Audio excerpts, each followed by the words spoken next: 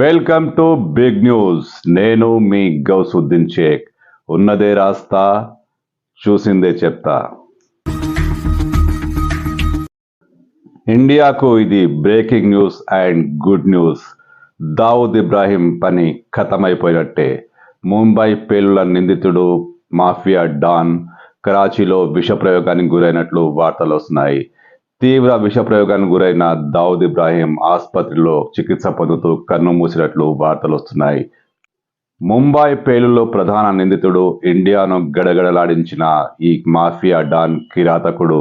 అతన్ని హతమార్చేందుకు ప్రత్యర్థి వర్గాలు ఎన్నిసార్లు ప్రయత్నాలు చేశాయి, ఎన్నిసార్లు అతనిపై పాయింట్ బ్లాక్ నుంచి కూడా ఫైర్ చేశాయి. అనేక సంఘటనలు జరిగాయి, కానీ అతడు ఎప్పుడు చస్తూ బతుకుతున్నాడు. కానీ ఈసారి చచ్చిపోయినట్లే తెలుస్తోంది. పాకిస్తాన్ నుంచి వస్తున్న వార్తలు, పాకిస్తాన్ మీడియా చెప్తున్న వార్తలు దావుద్ ఇబ్రాహీం ఇక లేడని చెబుతున్నాయి. దావుద్ ఇబ్రాహీంపై విష ప్రయోగం జరిగిందని, విష ప్రయోగం కారణంగా తీవ్ర అస్వస్థతకు గురైన దావుద్ ఇబ్రాహీం కరాచీలోని ఒక ఆసుపత్రిలో చికిత్స పొందుతూ కన్ను మూశాడని వార్తలు వస్తున్నాయి. దీంతో పాకిస్తాన్ అంతటా కాస్త ఉద్రిక్తత ఏర్పడింది. ఇంటర్నెట్ సేవలు నిలిపివేశారు. ముఖ్యంగా కరాచీలోని తీవ్రవాద వర్గాలు షాక్లో ఉన్నట్లు వార్తలు వస్తున్నాయి.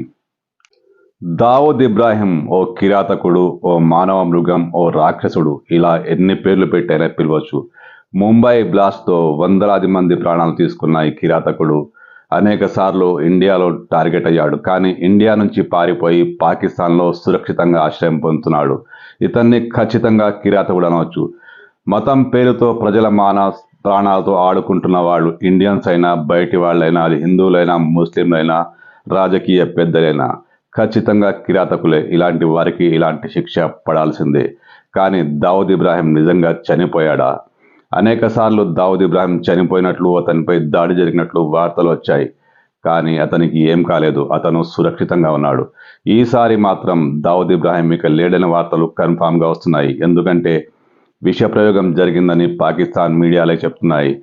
మరణించాడని పాకిస్తాన్ ప్రముఖులు ట్విట్టర్లలో ట్వీట్ చేస్తున్నారు. అంటే దావుద్ ఖేల్ ఖతమైనట్టే. అయితే దావుద్ ఇబ్రాహీం మరణ వార్త నిజంగా కన్ఫర్మ్ కావాలంటే అతని మృతదేహం కనిపించాలి.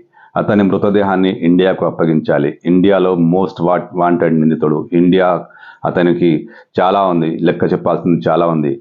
కానీ అతను చనిపోయాడంటున్నారు. చనిపోతే మాత్రం అతని డెడ్ బాడీని ఇండియాకు అప్పగించాలి. కనీసం చనిపోయాడంటూ కన్ఫర్మ్ చేసే వార్తలు బయటికి రావాలి.